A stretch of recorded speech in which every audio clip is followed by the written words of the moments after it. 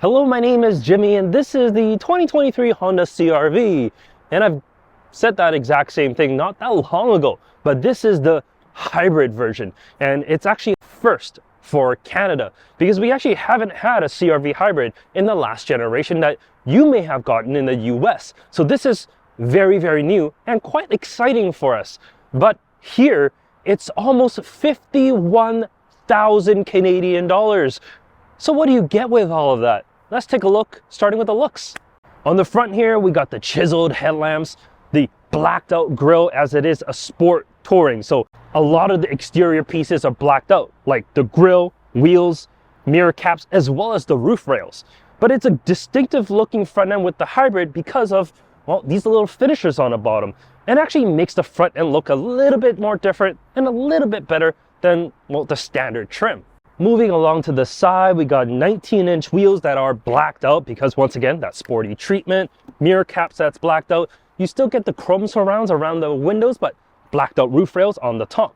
You do get proximity door locks on the front, which I do really like, but not on the rear. So you can't just open the rear doors, but it does have to walk away to lock the vehicle, which I do like. And the rear doors, they open almost 90 degrees, so it's very easy to get access to the rear of the cabin. Round back, we got the lip spoiler on top, these really beautiful LED tail lamps, and, well, the exhaust finishers on the bottom, which is hybrid specific. Like I said, looks wise, it's not bad. It's definitely more tamed compared to the previous generation, but I think the hybrid models that we get here in Canada with the finishers on the front and rear of the vehicle, it just makes the vehicle look a little bit better than the standard black bumpers. What you do get is, well, a kick to open tailgate, which is only available on the top trim. Other trims, you can get a power tailgate, but you have to press a button. You get 36 cubic feet, which is a little bit smaller than the non-hybrid at 39 cubic feet. And that's just because of the floor itself. It can't lower itself to, well, the lower position. You can't even lift this up. There's nothing for you to do so. So it's a little bit smaller, but it's still a massive space back here. Groceries, strollers, whatever you want to put in the back, even golf clubs, you're not going to have issues in here. And you do have the 60/40 fold seats, so you can fold them in the back, but you do have to go around to the side as you can't really reach for them from the back here, and there's no additional handles. But you do get some grocery hooks, which is nice. But let's check out the cabin. All right, the back seats of the CRV. I'm 5'11", and even if I sit upright, I'm not even close to the ceiling here. There's plenty of space for head as well as for legroom. It's very, very spacious. Even if I have the armrest down, it's actually a really comfortable place to be. Being the top trim here, the seats themselves, they are heated as well, so that's a nice touch. And being, once again, the top trim, I do have USB-C charge points. It's kind of weird you only get that on the top trim though. What you don't get is a pocket in the front here. It's kind of weird. You got a pocket on the passenger side, but not on the driver's side. Skimped out on, well, that little bit of extra material. What is nice is the seats though, you can tilt them fore and aft. So if you want to sit in a very awkward position like this, you can, but you probably won't. So tilting this all the way back, it's almost like a full lean. It's like, I'm not going to say limousine-like, but it's really, really comfortable back here. If you're going to be fitting child seats, well, you'll be happy to know I am a child passenger safety technician. And here's a collect lane on the driver's side here. No problems getting that child seat in. There's plenty of space within the cabin itself. Because of the width of the CRV, you can potentially fit 3 seats across. But what I probably would recommend is just fitting 2, as it is quite tight with those 3 seats. On the passenger side here, this is a collect FIMF rearward-facing child seat. And as you can see, once again, no problems getting that seat in. Plenty of space for you to get your child in and out of there as well. There are 2 sets of lower anchors, one on the driver's side and one on the passenger side, and they're very, very easy to access. It's like a full cutout for the anchors itself. So very nicely done, Honda. But let's check out the front seats. All right, the front seats of the CRV. The seats themselves are actually quite nice and quite supportive. The material is pretty nice as well. They are heated but not cooled, so you don't get that ventilated option that like the RAV4 as well as the CX-5 gets, which is a little bit of a miss. The driver's side here, I do have like pretty typical controls. I mean, I can have the seat adjustment go up and down, fore and aft, pretty typical, as well as a two-way lumbar support, not a four-way. But what's weird is on the passenger side, I don't get any of that. It's only a four-way adjustment. So you can move the seat fore and aft and the backrest fore and aft. And that's it. You don't get height adjustment on it, which is kind of weird. But you do get a large range of motion on the wheel itself.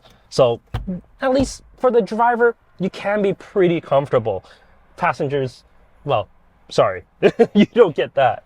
But the wheel itself, it's very typical to all the new Hondas. You got your typical Honda controls, and it has this orange stitching inside that complement the seats. It's a good steering wheel with a big heated steering wheel button on the bottom. Looks good and works well. And you get paddles on the back, which don't do what you typically think paddles on the back will do. But I'll tell you more about that as we go for a drive. You do get a partial digital instrument cluster behind. The speedometer on the right, it is fully analog with a digital screen on the left that you can adjust with the buttons on the steering wheel. It actually works pretty well, and it's very similar to like the HRV. The only thing is, this being a CRV, I thought I would get a full digital cluster, which is, I mean, found in a Civic. This I don't get it, which is just a little bit odd. And I also don't get a heads-up display. So you only get that cluster.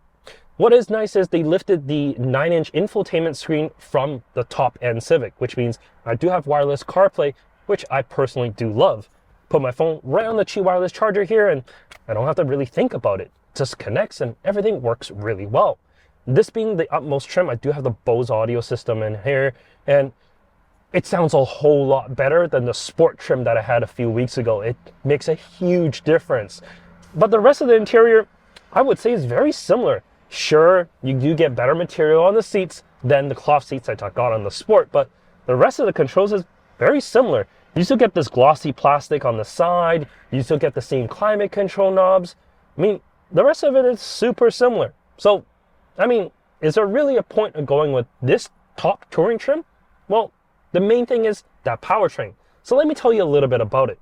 This being the hybrid, it's a 2-liter 4-cylinder with an eCVT. Unlike the base 1.5 turbo making 190 horsepower, this combined makes 204 horsepower and 247 pound-feet of torque. And all that power actually translates to pretty decent performance. For it does accelerate pretty well, but it doesn't like do anything crazy because it's a CVT and it is just a 2-liter 4-cylinder. It's gonna drone, it's just not gonna have the best noise.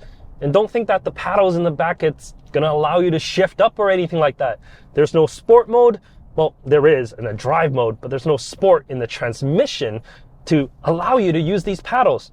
All these paddles will do is just, change how much regen the vehicle gives you, which is probably the more important part, let's be honest, because it is a hybrid after all. I'm averaging 6.5 liters for 100 kilometers right now. Honestly, pretty decent performance for the vehicle that it is. I'm sure competitors can do better, but what I have found is this actually goes into EV mode quite often. Like right now, full EV mode, just completely quiet, cruising at 50 kilometers per hour. Just a really pleasant place to be. And the driving dynamics, it's very non-offensive. It's not super sporty like the CX-5, where when you get into like the bumpier roads, you might feel a little bit uncomfortable, but it's not like just, a cloud like the Rogue is. I wouldn't say a cloud, more like just a soft pillow, because like a soft pillow or even like Jello, it's just really, really soft and doesn't really control the body movements that well. This does. It's a very Honda way of, just their vehicle dynamics. It's a little bit more fun than you might expect, but it's not too much fun to think that, it's a sporty SUV by any means. And when you're on the highway, the radar guided cruise control or the adaptive cruise control and the lane keep, all that works really well to keep you nice and safe. It's just a very well-rounded vehicle. Only thing is, while it has a lot of the safety features, which I absolutely love, I don't get a 360 camera, which is a little bit odd. Could have really, really used a 360 camera, because like the hood, it's not like the longest hood, but it is blocking a little bit of that forward view. A 360 camera would make things nice, but it does have like the front radars, so it does beep if something's in front of you, but a camera is always better than just, well, the car beeping. Overall, the CRV is a very, very well-rounded product, and that's the best thing about it. In years to come, it'll look, well, good, because this inoffensive CRV styling that is taking a page out of Volkswagen, like I've said in many of my previous Honda reviews, is terrific. It doesn't look like it's going to be aging. That's the best part about it. It's still going to look good in years to come. And I really like that about Hondas. But the only thing is, it's 51,000 Canadian dollars.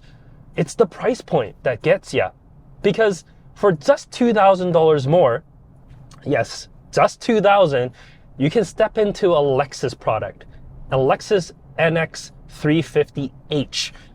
Yes, that's a base model of the NX, I get it, and this is the top model of the CRV, but that's a Lexus. This is just a Honda.